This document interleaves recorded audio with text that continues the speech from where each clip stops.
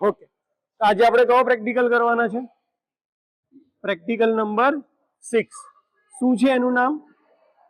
OCC of DC shunt generator. સૌથી પહેલા તો આપણને ઓસીસી નું ફૂલ ફોર્મ ખબર હોવી જોઈએ. ઓસીસી એટલે શું? Open circuit characteristics.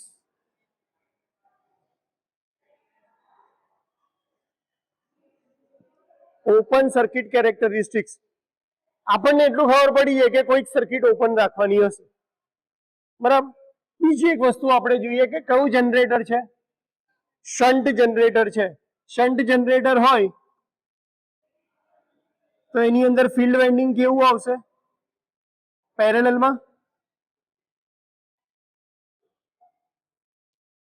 જનરેટર છે એટલે અહીંયા આવશે લોડ,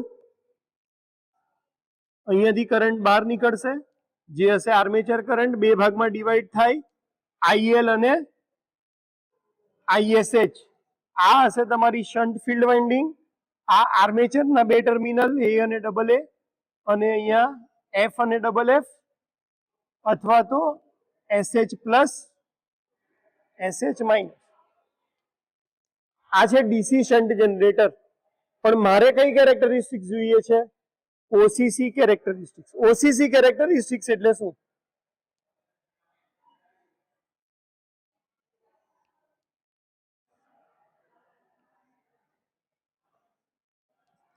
આ જે ફિલ્ડ વાઇન્ડિંગ છે, કયું field winding? Shunt field winding. જનરેટરની અંદર જ હશે ફિલ્ડ વાઇન્ડિંગ. આ ફિલ્ડ વાઇન્ડિંગ ને જનરેટર માંથી સપ્લાય આપવાની જગ્યાએ હું એને શું બનાવી દઉં છું? Separately excited generator. હવે આ ફિલ્ડ વાઇન્ડિંગ ને સપ્લાય કોણ આપશે? આ એક્સટર્નલ સપ્લાય. બરાબર. અહીંયા કન્સ્ટ્રક્શન આપણે જોઈએ તો આ તમારું પોલ છે, આના ઉપર આ ફિલ્ડ વાઇન્ડિંગ વીટેલી છે. તો આ એક્સટર્નલ સપ્લાયની મદદથી આપણે આને શું આપશું? કરંટ આપીશું. જેવો કરંટ અહીંયાથી ફ્લો થશે એટલે આ પોલ શેમાં કન્વર્ટ થઈ જશે? ઇલેક્ટ્રોમેગ્નેટ. અને શું પ્રોડ્યુસ કરશે? ફ્લક્સ. ફ્લક્સ પ્રોડ્યુસ કરશે. ધારો કે આ નોર્થ પોલ હોય, અહીંયા થઈ જશે સાઉથ પોલ, અને ફ્લક્સ જશે નોર્થ પોલ થી સાઉથ પોલ બાજુ. આ જે જનરેટર છે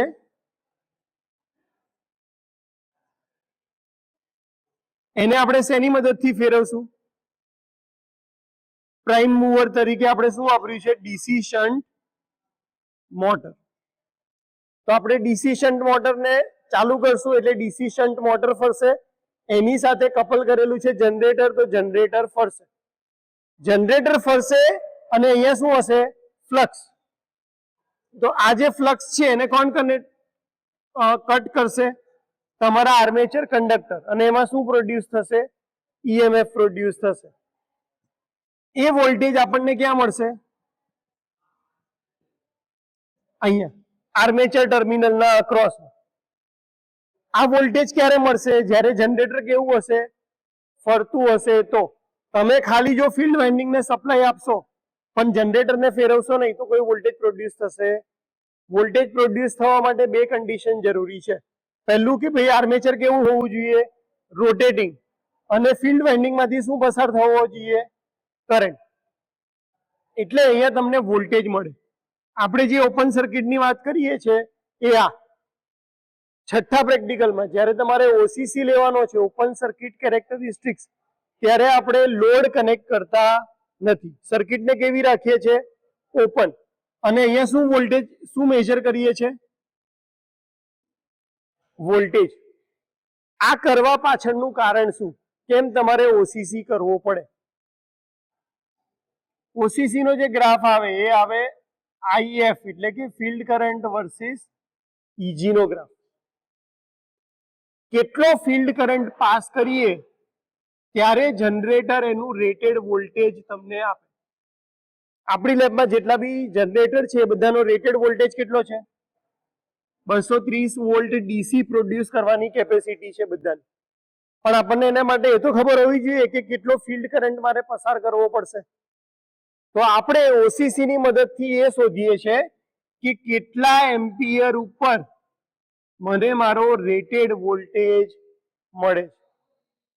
એ શોધવું હોય તો મારે શું કરવું પડે?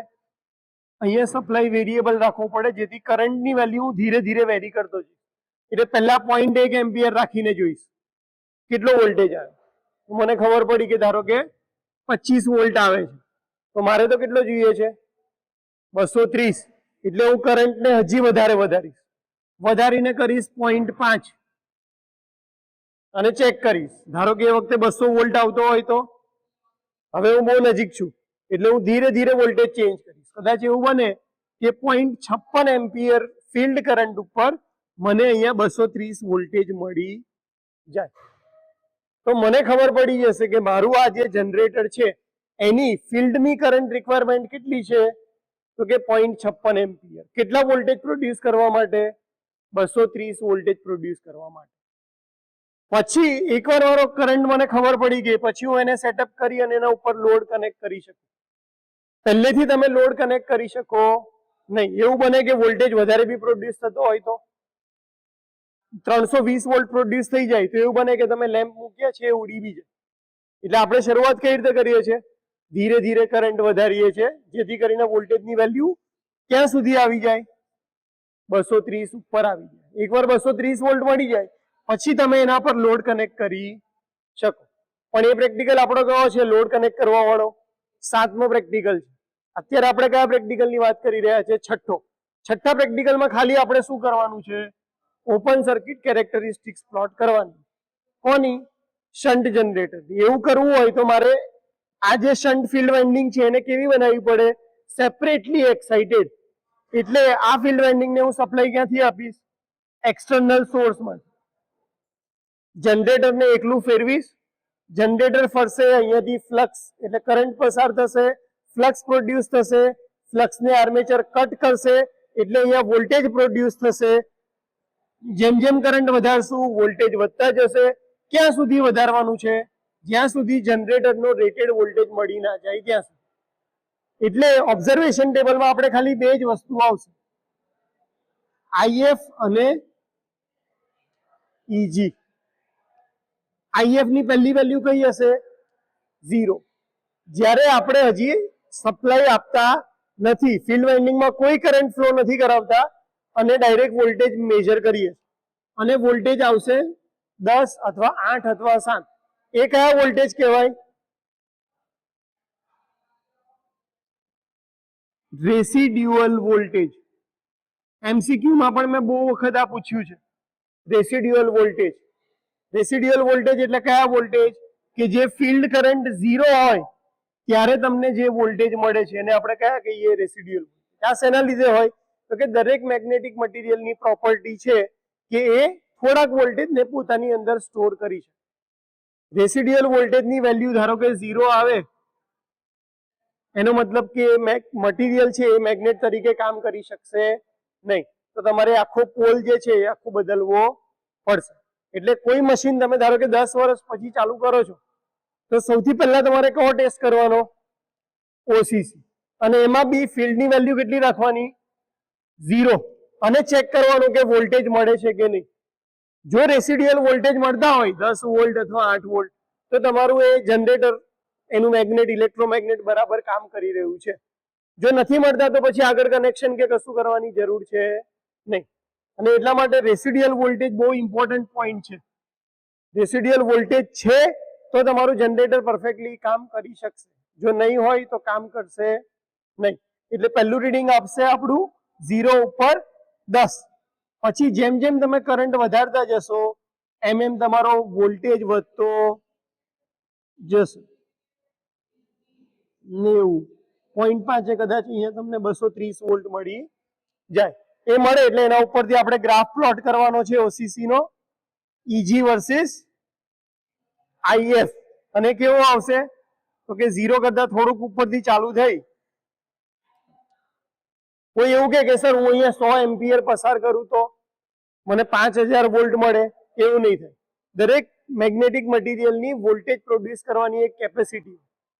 એના કરતા વધારે વોલ્ટેજ પ્રોડ્યુસ કરી શકે નહીં. એટલે અમુક કરંટ પછી એ વેલ્યુ કેવી થઈ જશે? સ્ટેડી. તમે ગમે એટલો કરંટ વધારે આપો, વોલ્ટેજ કેવો મળશે? સ્ટેડી જ મળશે. બરાબર. શન્ટ ફિલ્ડ વાઇન્ડિંગ છે તો એના ટર્ન્સ હંમેશા કેવા હોય? પતલા અને બહુ જ વધારે. અને એનો રેઝિસ્ટન્સ બી કેવો હોય? બહુ વધારે. કારણ કે લેન્થ કેવી છે? વધારે. જેટલી લેન્થ વધારે એટલું રેઝિસ્ટન્સ વધારે. રેઝિસ્ટન્સ વધારે છે એટલા માટે એની કરંટ રિક્વાયરમેન્ટ કેવી છે? ઓછી. ઓછા ફિલ્ડ કરંટ ઉપર પણ એ તમને 230 વોલ્ટ આપી દે છે. આની જગ્યાએ આપણે સિરીઝ જનરેટર માટે કરતા હોત સેમ પ્રેક્ટિકલ, જે આપણો 8મો પ્રેક્ટિકલ છે, તો તમે જોત કે આ કરંટ કેટલો હોત? 13 એમ્પિયર. જ્યારે શન્ટમાં તમને કેટલા કરંટથી 230 વોલ્ટ મળી જાય છે? ખાલી 0.5 0.6 એમ્પિયર. સિરીઝની અંદર એનો રેઝિસ્ટન્સ કેવો હોય? બહુ જ ઓછો. RSC. એટલા માટે એ વધારે કરંટ પોતાની અંદરથી પાસ થવા દે. જ્યારે અહીંયા રેઝિસ્ટન્સ કેવો છે? વધારે. તો જેટલો રેઝિસ્ટન્સ વધારે, કરંટ એટલો કેવો થાય? ઓછો. તો શન્ટની અંદર કરંટની રિક્વાયરમેન્ટ બહુ જ ઓછી હોય, સિરીઝમાં બહુ જ વધારે. અને પરફોર્મન્સમાં આપણે ખાલી શું કરશું? પહેલા કોને ચાલુ કરશું? મોટરને. મોટરને ચાલુ કરવા માટે સ્ટાર્ટર ચાલુ કરવું પડે. સ્ટાર્ટરથી આપણે મોટરને ચાલુ કરશું. મોટરને સ્ટાર્ટ કરશું એટલે જનરેટર ફરશે. જનરેટર ફરશે અને આપણે એ વખતે ફિલ્ડ કરંટ આપ્યો હશે નહીં. એટલે ઝીરો કરંટ ઉપર પહેલા આપણે શું ચેક કરશું? રેસિડ્યુઅલ વોલ્ટેજ આવે છે કે નહીં. આવતા હશે એનો મતલબ કે એનું ઇલેક્ટ્રોમેગ્નેટિઝમ પ્રોપરલી કામ કરી રહ્યું છે. પછી આપણે શું કરશું? વેરિયેબલ સપ્લાય સોર્સની મદદથી અહીંયા ધીરે ધીરે કરંટ વધારતા જશું. આ કરંટ વધારશું એ સાથે સાથે આ વોલ્ટેજની વેલ્યુમાં શું થશે? વધારો થશે. ક્યાં સુધી વધારશું? જ્યાં સુધી રેટેડ વોલ્ટેજ જનરેટ ના થાય ત્યાં સુધી. એટલે કે કેટલા વોલ્ટેજ સુધી? 230 સુધી. અને એકવાર આ બંને રીડિંગ મળી જાય એટલે આપણે શું પ્લોટ કરશું? ગ્રાફ. કોના વર્સિસ કોનો? EG versus IF. અત્યારે આપણે શન્ટ માટે કામ કરી રહ્યા છે એટલે આ શું થઈ જશે? IF equal to ISH. થિયરીમાં કોઈ ડાઉટ છે પ્રેક્ટિકલની? કયા રીડિંગ લેવાના? ખ્યાલ આવી ગયો? ઓકે. મીટર કયું યુઝ કરશું? DC. બરાબર. કારણ કે પ્રેક્ટિકલ કયા સપ્લાય ઉપર છે? DC સપ્લાય ઉપર છે એટલા માટે. સારું. સ્ટાર્ટરના 3 પોઈન્ટ કયા હોય? L, A અને F. L એટલે શું? ફૂલ ફોર્મ એનું?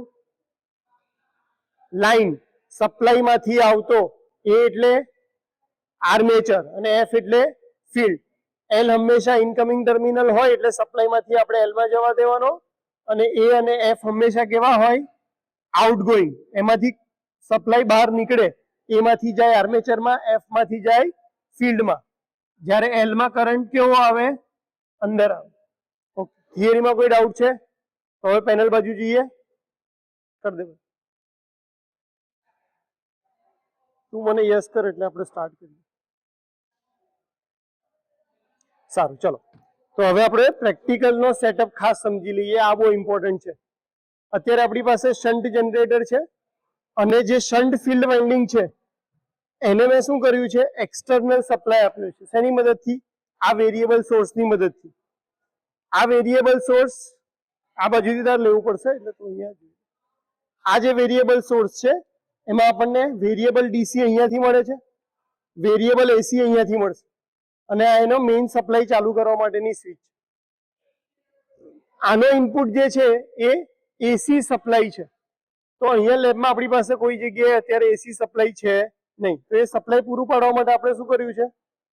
સૌથી પહેલા આને એક્સટેન્શન બોર્ડ સાથે કનેક્ટ કર્યો છે અને એક્સટેન્શન બોર્ડનો સપ્લાય ક્યાંથી લીધો છે? અહીંયાથી. આરે. હવે આ સ્વિચમાં સપ્લાય ક્યારે આવે? આ સ્વિચમાં સપ્લાય ક્યારે આવે? જ્યારે અહીંયા 3 નંબરમાં સપ્લાય આવે તો. એટલે મારે પહેલા તો કઈ સ્વિચ ચાલુ કરવી પડશે?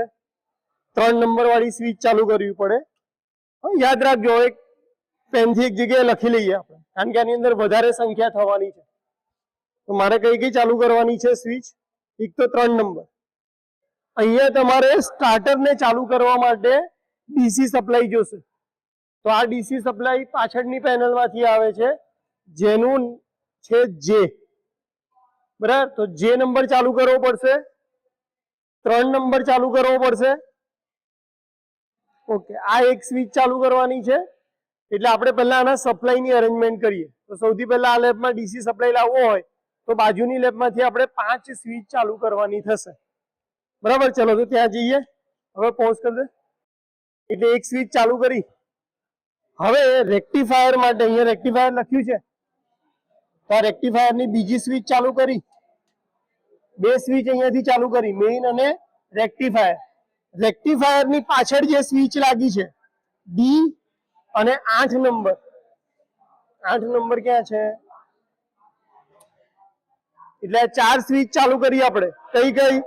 મેઇન સ્વિચ, રેક્ટિફાયર, ડી અને 8. આનાથી શું થશે? રેક્ટિફાયર ને સપ્લાય ચાલુ થશે. પણ આપણે હજી કઈ બીજી ચાલુ કરવાની છે? 3 અને જે. એટલે આપણે અહીંયાથી કરશું 3 અને અહીંયા કરશું.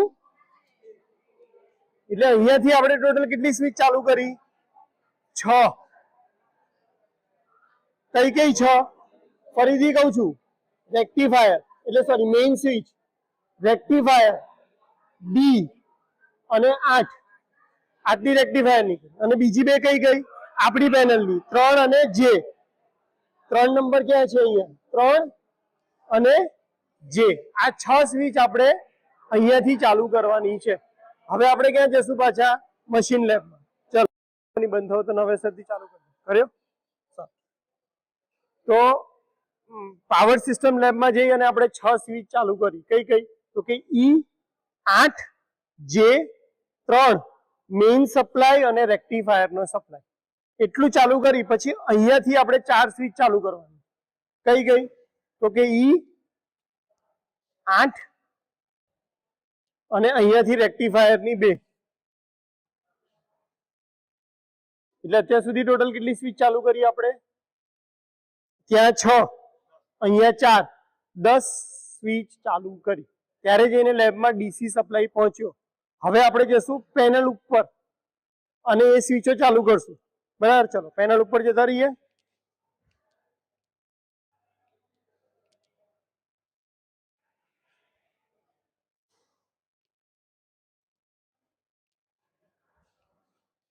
ચલો હવે હું અહીંયા કઈ ચાલુ કરીશ? જે.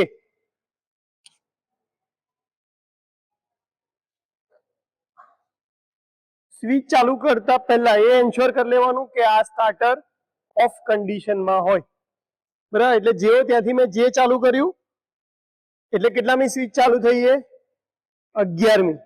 પછી આ 12. આ 12મી સ્વિચ ચાલુ કરો એટલે આ પેનલ ઉપર અહીંયા 230 વોલ્ટ સપ્લાય મળી જશે. આપણે ચેક કરી લઈએ કે ભાઈ 230 આવી ગયા કે નહીં.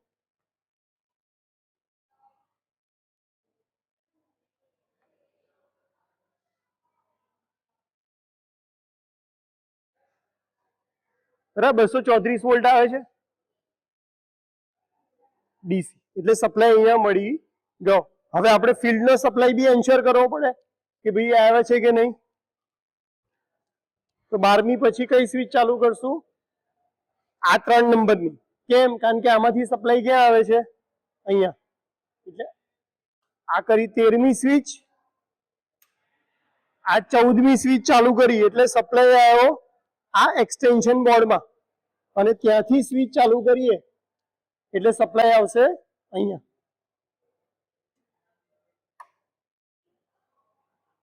ખ્યાલ આવી ગયો? પહેલા તો આપણે શું કરવાનું છે? મશીનને એમનેમ જ ફેરવવાનો છે, ફિલ્ડ કરંટ આપવાનો નથી. એટલે આને અત્યારે બંધ રાખું છું. હવે ફિલ્ડના કનેક્શન જોઈ લઈએ. સેલ્ફ એક્સાઇટેડ હોય તો જનરેટરમાંથી ફિલ્ડને કનેક્શન જતું હોય. અત્યારે તો આપણે કેવું બનાવ્યું છે એને? Separately excited. સેપરેટલી એક્સાઇટેડ બનાવ્યું છે એટલે આ બે ફિલ્ડ વાઇન્ડિંગના જે ટર્મિનલ છે એને તમે શું આપશો? સપ્લાય અહીંયાથી. પણ કરંટ પણ આપણે મેજર કરવો છે કે ભાઈ કેટલા કરંટે વોલ્ટેજ આવે છે. એટલે કરંટ મેજર કરવા માટે આપણે શું અરેન્જમેન્ટ કરી છે? તો પહેલા પોઝિટિવ માંથી વાયર નીકળી અને ક્યાં જવા દીધો છે? એ મીટરમાં. આ શું છે તમારું? એ મીટર છે એટલે કરંટ મેજર કરશે. એ મીટરનો બીજો છેડો આ જે છે એ ક્યાં જવા દીધો? ફિલ્ડ વાઇન્ડિંગના પોઝિટિવમાં. આપણે શું કરવું છે? સપ્લાય આપવો છે ફિલ્ડ વાઇન્ડિંગના પોઝિટિવમાં. પોઝિટિવ ફિલ્ડ વાઇન્ડિંગના પોઝિટિવમાં. વચ્ચે શું મૂકી દીધું આપણે? મીટર. કેમ? કારણ કે કરંટ મેજર કરવો છે એટલા માટે. કનેક્શન પૂરું કરવા માટે આપણે શું લીધું? અહીંયાથી ફિલ્ડનો બીજો છેડો લીધો અને ક્યાં આપી દીધો? સપ્લાયની અંદર પાછો. એટલે જેવો તમે અહીંયાથી કરંટ વધારશો વેરિયેબલ વોલ્ટેજ, તો એ કરંટ આપણે ક્યાં મેજર કરી શકશું? અહીંયા. અત્યારે કરંટની વેલ્યુ કેટલી છે? 0. અને આપણે શું માપીશું? વોલ્ટેજ. ક્યારે? આનાથી આ ચાલુ કરીને. એટલે આના વોલ્ટેજ માપવા હોય તો મારે શું કરવું પડશે? જનરેટરના અંદર એક છેડો અને આ બીજો છેડો ક્યાં આપી દઈશું? અહીંયા. એટલે આ તમને શું બતાવશે?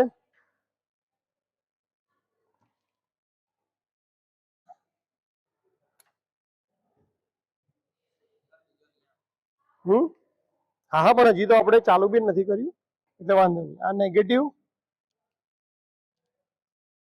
અને અહીંયા પોઝિટિવ. બરાબર. તો આ શું દેખાડશે? આર્મેચરના વોલ્ટેજ. અત્યારે તો ફરતું જ નથી મશીન આપણું, એટલા માટે બધી વેલ્યુ કેવી હશે? 0. પહેલું કામ આપણે શું કરવાનું છે? ફિલ્ડ કરંટ 0 રાખી અને મોટરને ફેરવવાનું. મોટરને ફેરવવા માટે શેની જરૂર પડે?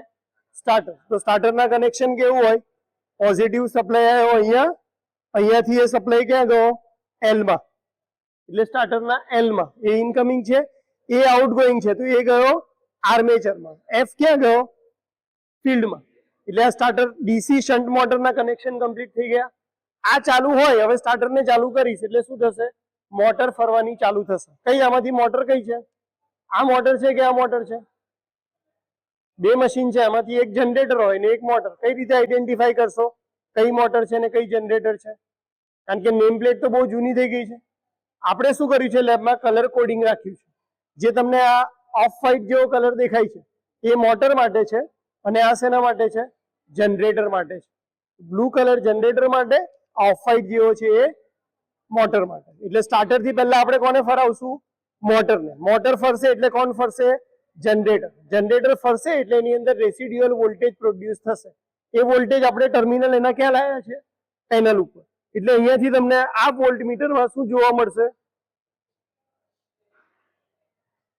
એના વોલ્ટેજ જોવા મળશે. કરંટ સ્ટાર્ટિંગમાં કેવો રાખશું? 0. પછી આપણે શું કરશું? ધીરે ધીરે કરંટની વેલ્યુ વધારશું તો વોલ્ટેજ શું થતા જશે? વધતા જશે. ક્યાં સુધી વધારવાના છે? 230 વોલ્ટેજ આવે ત્યાં સુધી. ખબર પડી ગઈ? સ્ટાર્ટ કરું, થોડાક ત્યાંથી દૂર રહેજો. ચલો સ્ટાર્ટ કરીએ.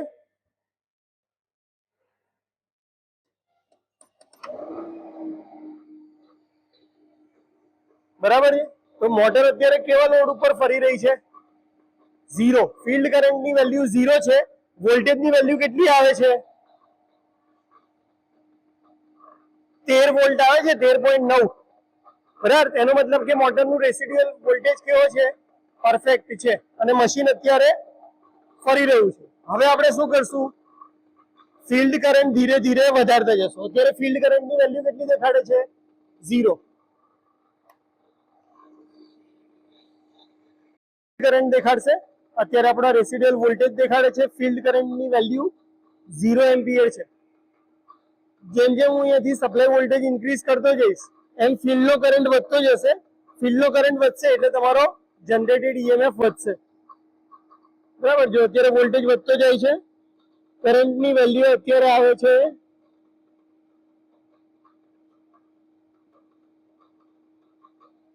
0.2 એમ્પિયર ઉપર આપણને કેટલા વોલ્ટેજ મળે? 148. આપણે કેટલા લાવવાના છે? 230 વોલ્ટ. તો અહીંયાથી હું વધારતો જઈશ ધીરે ધીરે કરંટ.